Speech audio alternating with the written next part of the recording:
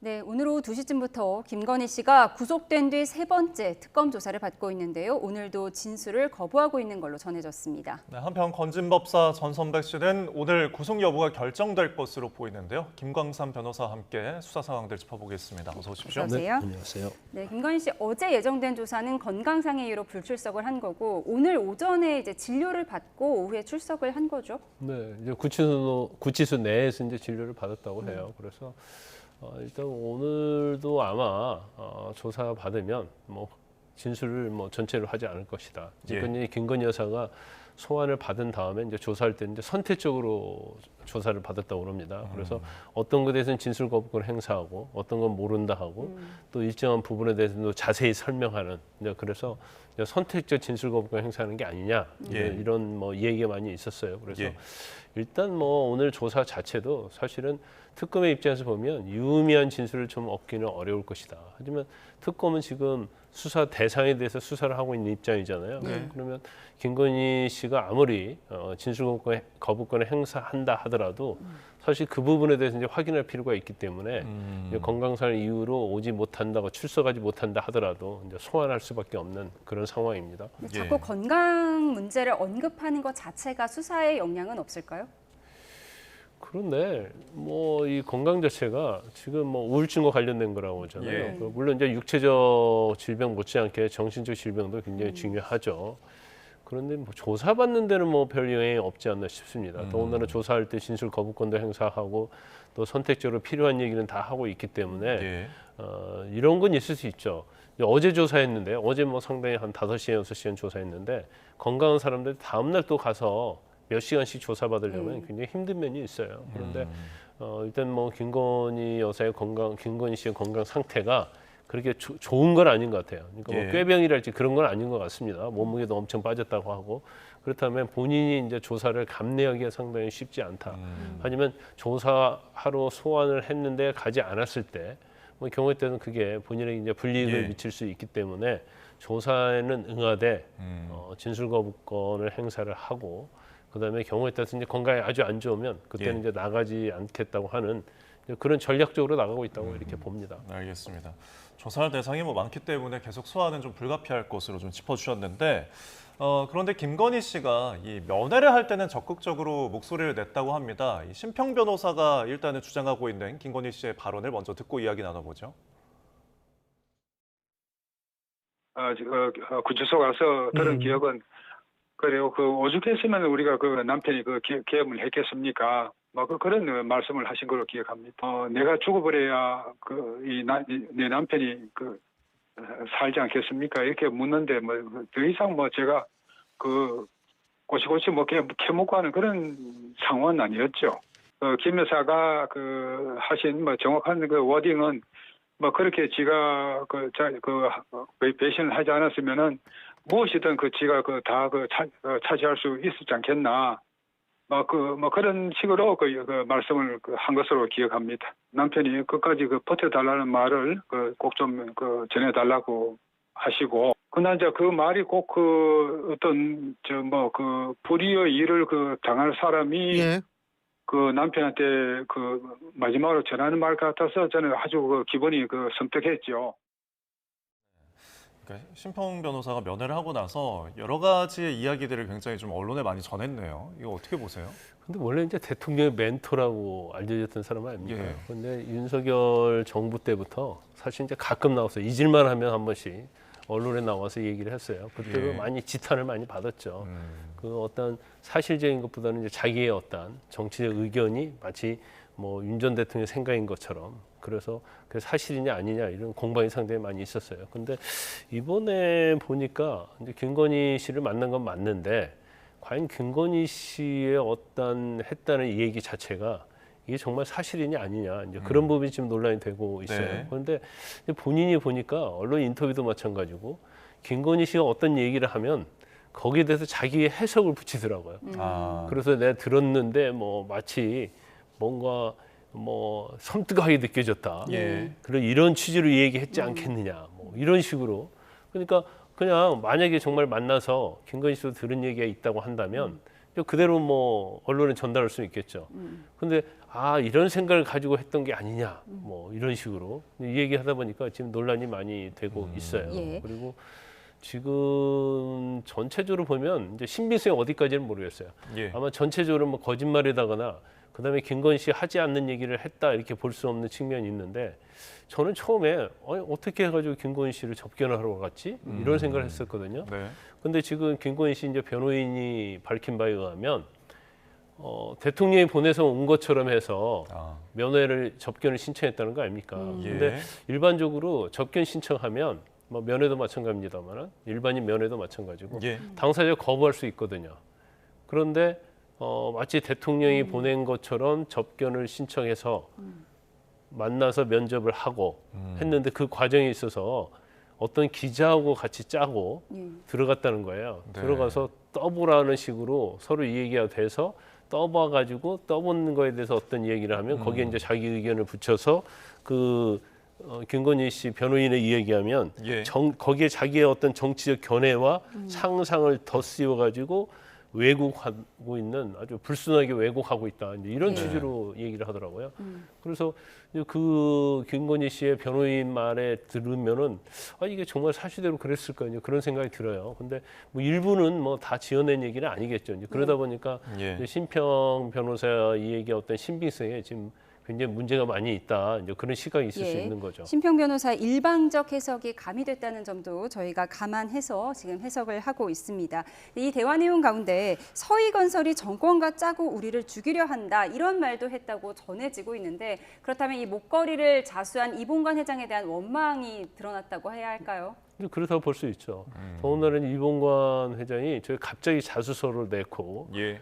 저렇게 할 줄은 아마 상상을 못했을 가능성이 커요. 더군다나 자수서가 그냥 우리가 목걸이를 사서 김건희 씨에게 줬다 이게 아니고 구체적으로 그 과정, 준 장소, 그러면 나중에 이제 목걸이를 또 돌려받았다는 거고 또 목걸이나 귀걸이 이런 보석을 선물할 때 어떤 인사청탁을 했다랄지 어떻게 보면 그게 굉장히 범죄와 관련된 건데 너무 구체적으로 자세히 얘기하고 있는 거죠.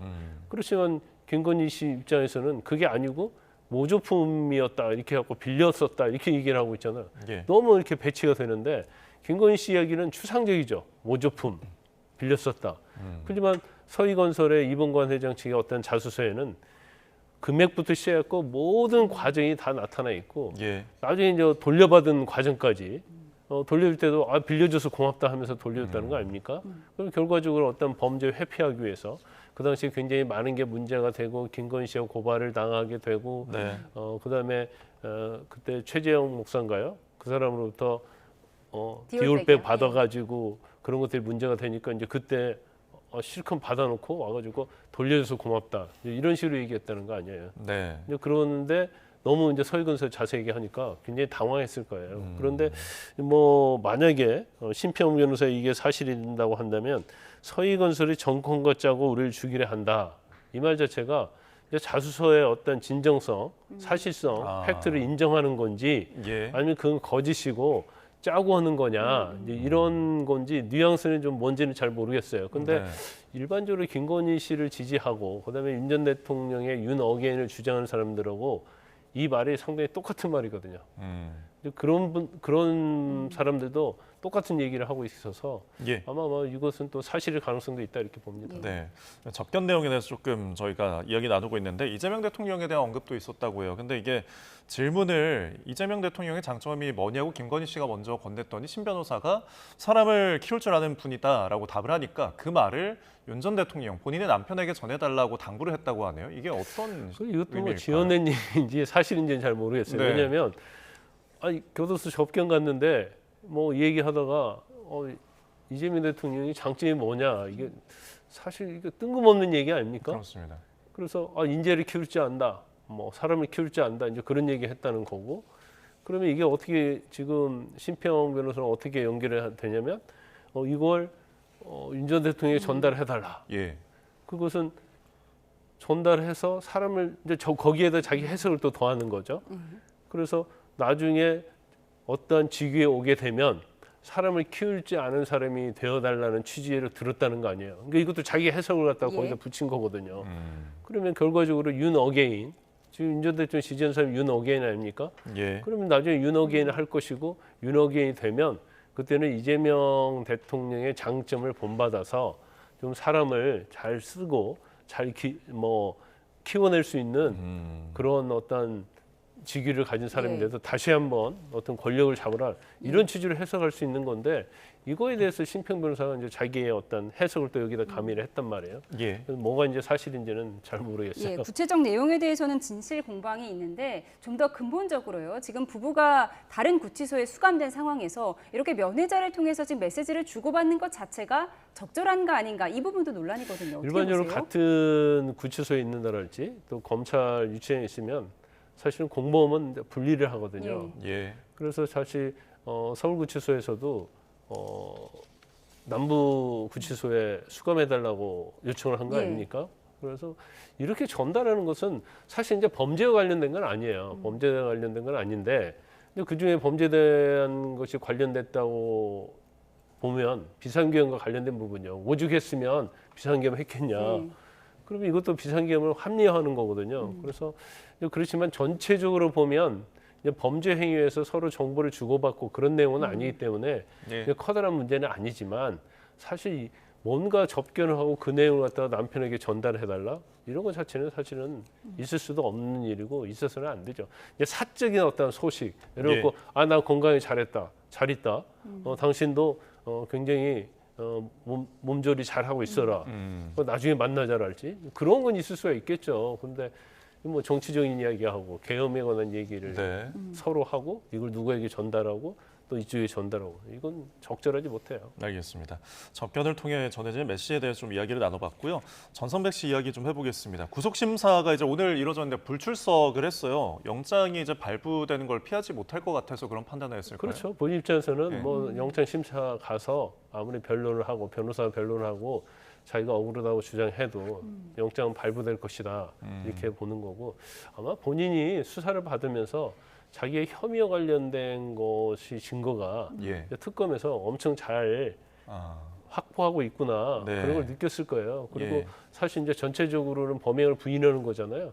그러면 그 증거가 있음에도 불구하고 범행을 부인하면 오히려 더 뭐 영장 발부 가능성이 큰 것이고 예. 본인 입장에서는 결론적으로 말씀드리면 영장은 뭐 거의 발부될 것이라고 본인 스스로 확신하고 있다 이렇게 볼 수 있어요. 전성만 씨 구속 여부 오늘 밤쯤에 결정될 것으로 보이니까요. 속보가 들어오면 전해드리도록 하겠습니다. 그리고 전성배 씨 자택에서 압수한 그 관봉권의 띠지가 분실된 그 사건에 대해서 지금 법무장관이 특별 감찰을 지시를 했는데 그 띠지를 잃어버린 남부지검 수사관도 입건이 됐다고 합니다. 그럼 이제 감찰을 넘어서 정식 수사 절차에 들어간 건가요? 그렇다고 볼 수 있죠. 일단 대검에서 조사팀을 구성해가지고 예. 감찰을 했어요. 그래서 일반적으로 이제 감찰의 절차는 어떻게 되냐면 감찰을 합니다. 그래서 이게 수사의 필요성이 있다고 생각하면 사실은 일반 검찰청 이제 수사하게 만드는데 또 그렇지 않고 이제 네. 조사팀의 수사를 했잖아요. 그래서 수사를 해보니까 범죄 행위가 명백해요. 그러면 직무대리 검사 직무대리 발령을 냅니다. 예. 그래서 이제 직접 수사할 수 있어요. 그런데 이제 남부지검 이건 상당히 좀 미스테리한 측면이 있죠. 네. 첫 번째는 뭐냐면 이 검찰에 있어서 수사하는 데서 압수물은 엄청나게 중요한 거예요. 그렇죠. 또 범죄의 단서가 되고 더군다나 1억 한 6천 정도 되는데 그 중에 이제 관봉권이라는 것은 이제 한국은행에서 바로 나온 거단 말이에요. 거기에 스티커와 띠지가 있는 거고 또 현금이 있었는데 5천만 원짜리 관봉권이 있고 나머지 이제 현금이 있었다는 거 아니에요. 그러면 거기에 다 검수 시기랄지 예. 부서 그다음에 담당자 이름 뭐 이런 것들을 뭐 일련 번호 이런 게 다 있거든요. 예. 그러면 과연 1억 6천이 어디에서 나온 돈이냐. 지금 의심하고 있는 것은 뭐 예를 들어서 뭐 김건희 뭐 씨랄지 아니면 또 공천과 관련된다랄지 이걸 의심하고 있는 거잖아요. 왜냐하면 이 관봉권이랄지 이건 아무나 그건 가질 수가 없어요. 그렇죠. 그러면 공공기관 뭐 예를 들어서 뭐 국정원이랄지 이런 예. 데서 사실은 한국에서 바로 가져오는 돈이기 때문에 필요에 의해서 이 돈의 출처를 사실 밝히기가 어렵지 않아요. 띠지만 있으면. 근데 이 띠지가 어느 날 갑자기 없어질 수는 없는 거고 검찰의 압수 사무규칙이 있습니다. 근데 거기에 보면 어떻게 하라고 규정이 다 돼 있어요. 예. 그런데 범죄의 단서가 될 수 있는 특히 돈이라는 것은 이제 뇌물, 정치자금과 상관이 많이 있거든요. 근데 이것을 잃어버렸다? 예. 제가 볼 때는 잃어버릴 수 없는 사안이고 뭔가 이제 고의적으로 네. 뭔가 증거인멸을 할 가능성이 크다 이렇게 보는데 네. 한편으로는 이게 지금 한 4개월 됐잖아요. 예. 근데 남부지검자체에서 이것을 아예 조사를 하지 않았다는 거잖아요. 그럼 그럼 대검에서 뭘 할 수 있을까요? 압수수색을 해야 될까요? 남부지검을? 아마 대검에서 압수수색 했을 겁니다. 대검 그 조사팀에서. 부분은 저희가 아직 확인이 안 되어서 앞으로 조금 이제 그 부분을 확인하기 위해서 압수수색을 할지 그럼 필요하다고 보시는 거죠? 당연히 압수수색 해야겠죠. 그리고 일단 수사관을 입건했다고 하니까 아마 그 수사관이 띠지와 관련되어 있다 이렇게 볼 수밖에 없겠죠. 예, 알겠습니다. 남부지검 압수수색에 대해서는 이제 대검에서 오보였다라고 일부 언론의 그런가요? 보도에 대해서 부인했다는 점은 알려드리도록 하겠습니다. 네, 지금까지 특검 사관 김광선 변호사와 함께 이야기 나눠봤습니다. 오늘 말씀 고맙습니다. 고맙습니다.